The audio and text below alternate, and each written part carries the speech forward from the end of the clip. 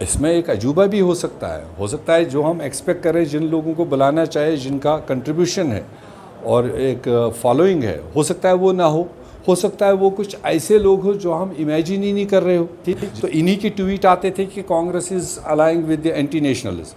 कांग्रेस तो Pakistan sponsored parties के साथ में मिल रहे हैं। 24 तारीख को प्रधानमंत्री नरेंद्र मोदी एक मीटिंग को संबोधित करने जा रहे हैं, जिस बात की पुष्टि पीडीपी की अध्यक्षा महबूबा मुफ्ती कर चुकी है कि उन्हें भी न्योता आया है। मेरे साथ इस पर बात करने के लिए हैं जम्मू कश्मीर प्रदेश कांग्रेस कमेटी के अध्यक्ष गुलाम अहमद मीर।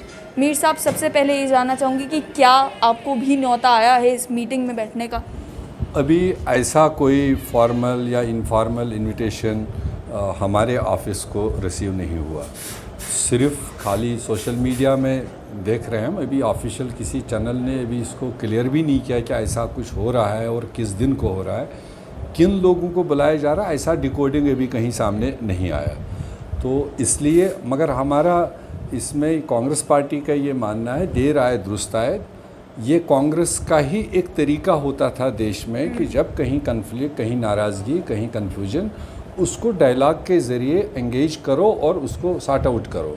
अगर 6-7 साल मोदी साहब ने अपना 56 इंच छाती दिखाने की कोशिश की, देश के अंदर के लोगों को ही एक युद्ध के तौर पर लिया है, अगर 7 साल के बाद भी उसके मन में आया कि कहीं ना कहीं कुछ प्रॉब्लम है, कुछ ना कुछ गलत हुआ है, तो जिसको लेकर सारे मेन स्ट्रीम पॉलिटिकल पार्टीज़ को ऑन बोर्ड लेने की ज़रूरत है। मैं कहता हूँ ये अच्छा कदम है, ये बहुत पहले उनको करना चाहिए। जैसे कि आपने कहा कि कांग्रेस के टाइम पर भी जो है डायलॉग होता था, डायलॉग बहुत ही इंपॉर्टेंट कंपोनेंट था, लेकिन उस समय में कांग्रेस के समय में बातचीत जो है अलगाववादी नेताओं से भी होती थी, विरोध के लीडर से भी होती थी। इस टाइम पर जो बातचीत की बात की जा रही है उसमें सभी मेन स्ट्रीम पॉलिटिकल पार्टीज़ का जो है वो नाम लिया जा रहा है। अपनी पार्टी के लीडर भी कह रहे हैं हमें भी न्योता आया है। तो इसे कैसे देखते हैं कि जो शिफ्ट आया है? मैं वही तो कह रहा हूँ, देर आए दुरुस्त आए। मगर अब डिकोड होने पर कौन कौन लोग बुलाए जा रहे हैं, यही भाजपा, यही सेंट्रल गवर्नमेंट, इनकी एजेंसीज़ कल तक जिसको हम मेन स्ट्रीम कहते थे, कांग्रेस कहती थी ये सारे मेन स्ट्रीम है, मगर उसी में भाजपा का नज़रिया कुछ लीडरों और कुछ पार्टियों के लिए कुछ और होता था, जिनको दूसरे नाम से वो पुकारते थे। साफ तौर पर कहें तो पीडीपी को लेकर भी कहा जाता था अलगाववादियों के समर्थक मैं चाहता हूँ, ये तो अब उनको देखना है।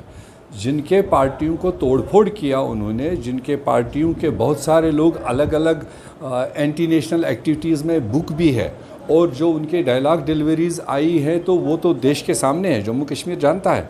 अब आज जब क्लियर आएगा लिस्ट किन किन को बुलाते हैं, हम उसके बाद में पार्टी की रिएक्शन देंगे कि अब मोदी साहब ने किन को बुलाया, किन से वो बात कर रहा है। अगर यही उनका मंशा था तो फिर पीछे 2 साल 2.5 साल उन लोगों के बारे में उन्होंने क्या क्या कहा, किस तरह से इमेज टार्निशिंग की।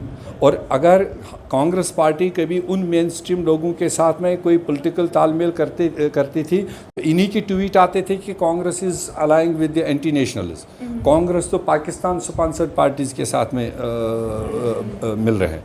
तो आज जब किस तरह के लोगों को वो प्राइम मिनिस्टर की कैपेसिटी में राउंड टेबल कॉन्फ्रेंस पर लाएगा, ये डिकोड होने के बाद ही पता चलेगा कि किस किस तरह के लीडरों को, किन पार्टियों को वो बुलाता है। वो हम उसके बाद रिएक्शन देंगे। डॉक्टर फारूक अब्दुल्ला ने भी कहा है इस टाइम पर कि कोई भी आधिकारिक तौर पर न्योता जो है वो नहीं आया है।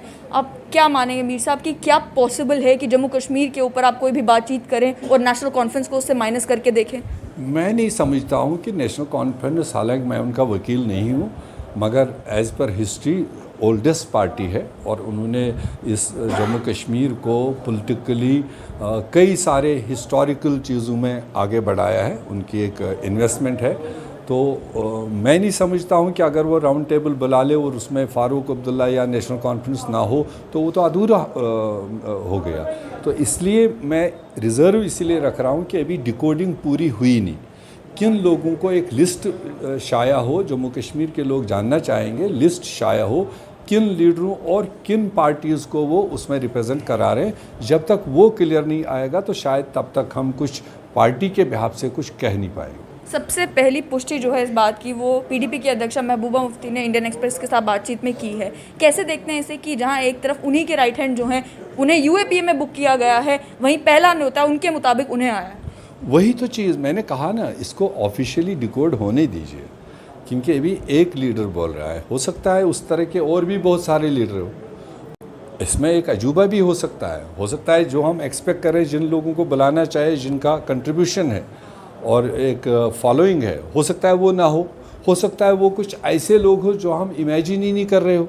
इस तरह का आप कह रहे हैं, इंडियन एक्सप्रेस में किसी ने बात किया है, तो अभी जब तक फॉर्मल लिस्ट पब्लिक नहीं होगा, उसमें लीडरों के नाम नहीं आएंगे, उनकी एफिलिएशन पार्टीज़ का नहीं आएगा, शायद एज ए कांग्रेस पार्टी हम अभी डिटेल उस पर अपना कोई रिएक्शन दे नहीं पाए। आपने साफ तौर पर सुन लिया कि इनका कहना है देर आए दुरुस्त आए। जो बात कांग्रेस पार्टी काफ़ी देर से करती रही थी कि सब कुछ जो है उसका हल डायलॉग से ही होगा, अब ऐसा इनका कहना है कि लग रहा है कि Bharatiya Janata party is also working along the same lines.